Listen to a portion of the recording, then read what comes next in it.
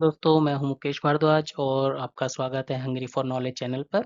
आज हम बात करेंगे वायनाड लैंडस्लाइड डिजास्टर के बारे में और इंडिया के वार्निंग सिस्टम के बारे में। सबसे पहले मैं संवेदना व्यक्त करूंगा उन सभी के साथ जो अपनी जान गंवा चुके हैं और उनके परिवारजनों के साथ जिन्होंने उन्हें खोया है और जो जख्मी हुए हैं। आइए बात करते हैं नॉलेज बूस्टर की। तो आईएमडी की स्थापना, जो कि इंडियन मेट्रोलॉजिकल डिपार्टमेंट है, इसकी स्थापना कब की गई थी और इसका पहला हेडक्वार्टर कहाँ था? आईएमडी को कौन सी मिनिस्ट्री गवर्न करती है? ट्रू फॉल्स बताना है। क्या आईएमडी रिस्पॉन्सिबल है naming, distribution of warning of tropical cyclone का नॉर्थ इंडियन ओशन रीजन में, मलक्का स्टेट में, बे ऑफ बंगाल में, अरेबियन सी में एंड पर्शियन गल्फ में? कौन से अदर एरियाज हैं जहां इंडिया के अलावा आईएमडी ने अपनी ऑब्जर्वेटरीज बनाई हुई हैं?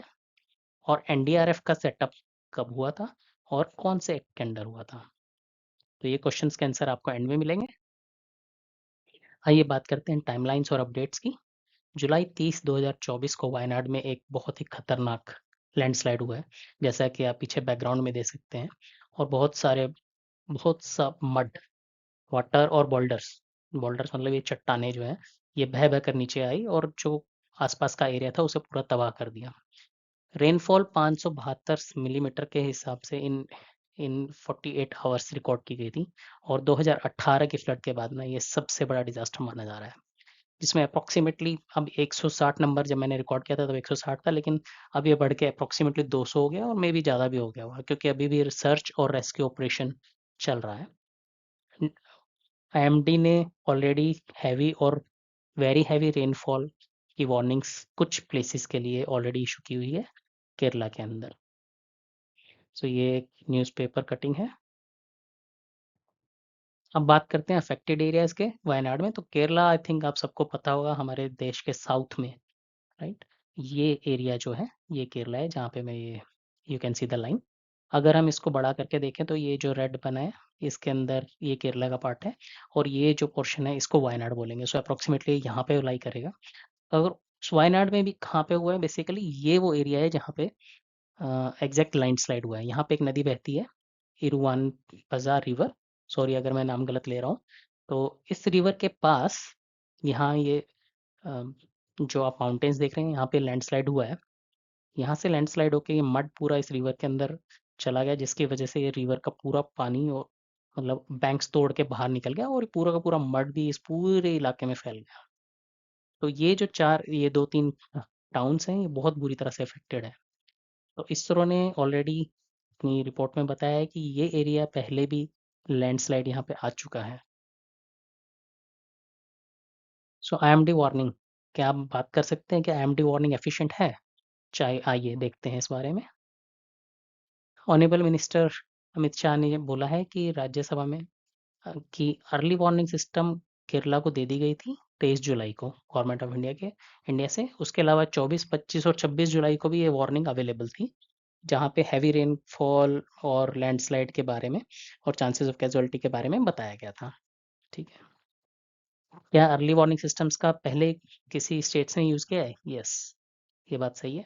उड़ीसा में जब साइक्लोन अलर्ट्स आए थे तो उनको ये अर्ली वार्निंग मिल गई थी 7 दिन पहले, जिससे उन्होंने पूरी की पूरी कैजुअलिटीज़ को होने से बचा लिया था और लोगों को वहाँ से इवैक्यूएट कर दिया था उस एरिया से। वैसे ही गुजरात गवर्नमेंट ने भी इवैक्यूएशन किया था और वहाँ पे कोई कैजुअलिटीज़ नहीं हुई थी। सो सेंटर ने स्थिति को देखते हुए ऑलरेडी 9 एनडीआरएफ की टीमों को एडवांस में केरला में भेज दिया गया था, क्योंकि उन्हें पता था कि वहाँ पे शायद लैंडस्लाइड होने वाला है and there could be casualties also. ठीक है। तो इससे कम से कम ये तो पता चलता है कि अपना जो आईएमडी है उसका वार्निंग सिस्टम काफ़ी पावरफुल है, और अगर उसका सही यूज़ किया जाए तो ये जान मान की हानि को बचाया जा सकता है। कोर्स माल को तो नहीं बचाया जा सकता, लेकिन लोगों को शिफ्ट करना आसान है comparatively, and may be we can save lot of life. ठीक है। सो अगर हम इसकी अ, अ, उच्च स्तरता को देखें तो मैं बोलूँगा कि ये this is one of the best warning system which India is using now. ठीक है, कुछ साल पहले ऐसा नहीं था, लेकिन अभी I would say it has improved a lot. आगे चलते हैं एनडीआरएफ में, रिस्पॉन्स टू डिज़ास्टर। अब डिज़ास्टर आ गया, इनएविटेबल था, तो उसको रिस्पॉन्स में हमने क्या किया, एनडीआरएफ की टीम्स जो कि ऑलरेडी सतर्क रहती हैं, और एनडीआरएफ की team already started working on it. NDRF के बारे में हम इसमें पढ़ेंगे, लेकिन उससे पहले जान लें कि 9 या 9 से ज़्यादा एनडीआरएफ की टीमें और बाकी आर्मी उसमें लगी हुई है इस रेस्क्यू ऑपरेशंस में। ठीक है, 1000 से ज़्यादा लोगों को ऑलरेडी शिफ्ट कर दिया जा चुका है। टेम्परेरी ब्रिज, जो कि जिन्हें बैली ब्रिजेस भी कहते हैं, जो कि ये फोटो में आप देख सकते हैं, लोहे के ब्रिजेस रहते हैं। आर्मी ने इनको बड़ा ही रिकॉर्ड टाइम में बना दिया है और इससे लोगों का आना जाना थोड़ा सा आसान हो गया है। ठीक है, Goa state disaster management authority ने भी अपना पूरा सपोर्ट केरला को दिया है। ठीक है, सीएम विजयन जी ने अपील की है कि लोगों से अपील की है कि वो chief minister disaster relief fund में कंट्रीब्यूशन करें, जिसका काफ़ी हमें प्रभाव देखने को मिल रहा है और काफ़ी शायद डोनेशंस आई हैं। The rescue operation might continue for few more days, जैसा कि सीएम विजयन ने कहा है। और अगर हम केरला के बारे में बात करें तो ज्योग्राफिकल सर्वे ऑफ इंडिया के हिसाब से अप्रॉक्सीमेटली 50% ऑफ केरला जो है वो लैंडस्लाइड प्रोन है। So it's a very very landslide prone area, और बारिशों के मौसम में आई थिंक वहाँ जाना थोड़ा सा खतरनाक हो सकता है, even though it's a very very touristic place. ठीक है, आइए क्विकली एनडीआरएफ के बारे में जान लेते हैं। ये 19 जनवरी 2006 में 18 साल पहले बनाई गई थी लगभग। ठीक है, गवर्नमेंट ऑफ इंडिया है। और इनके जो हेड होते हैं, मिनिस्टर रिस्पॉन्सिबल होते हैं, वो होम मिनिस्टर ही होते हैं। ठीक है, मिनिस्ट्री ऑफ होम अफेयर्स के अंडर ये डायरेक्टली काम करता है, और इसकी चाइल्ड एजेंसीज भी हैं, जैसे Karnataka state disaster, Maharashtra state disaster, Telangana and Andhra Pradesh state disaster. और ये काम करता है डिजास्टर मैनेजमेंट एक्ट 2005 के अंडर। तो आइए स्लाइड्स के एंड में हम पहुंचते हैं नॉलेज बूस्टर के क्वेश्चंस के आंसर्स। आईएमडी का सेटअप 1875 में किया गया था। पहला हेडक्वार्टर इसका कलकत्ता में था, अब इसका हेडक्वार्टर दिल्ली में है। आईएमडी गवर्न की जाती है मिनिस्ट्री ऑफ अर्थ साइंस के द्वारा। जी हाँ, होम मिनिस्ट्री के द्वारा गवर्न नहीं की जाती है, it's governed by ministry of earth science.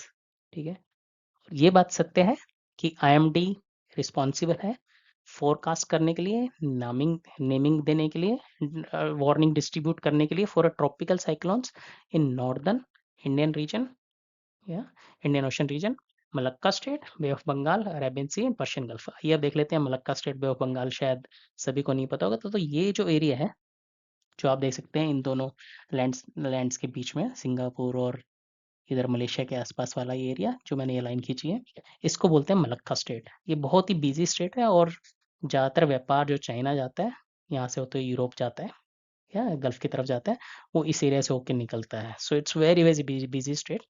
और यहाँ पे अंडमान निकोबार है, तो इंडिया का यहाँ पे काफ़ी प्रभाव रहता है। ठीक है, बे ऑफ बंगाल आप सबको पता होगा, ये बांग्लादेश है, यहाँ पे एरिया जो पड़ता है इसे बे ऑफ बंगाल बोलते हैं। इसको अरेबियन सी बोलते हैं। ठीक है, ये एरिया पूरा नीचे वाला इंडियन ओशन में आता है, और ये पर्शियन गल्फ है। सो इंडियन आईएमडी यहाँ तक इस पूरे एरिया को कवर करता है अपनी वार्निंग सिस्टम देने के लिए। और कौन से दूसरे एरियाज में आईएमडी का ऑब्जर्वेटरीज है? तो आंसर है अंटार्कटिका। आपको पता होगा बर्फ से ढका हुआ यहाँ साउथ में एक एरिया है जिसे अंटार्कटिका, साउथ पोल पे एक एरिया जिसे अंटार्कटिका बोला जाता है, और वो एरिया, उसमें भी इंडिया की एक ऑब्जर्वेटरी है जो कि आईएमडी के द्वारा सेटअप किया गया है। तो एनडीआरएफ के बारे में हमने ऑलरेडी पढ़ लिया था। तो अगर आपको ये वीडियो अच्छा लगा तो प्लीज़ लाइक और सब्सक्राइब कीजिए, और मुझे कमेंट्स डाल के फीडबैक दीजिए ताकि मैं इम्प्रूव कर सकूँ। धन्यवाद।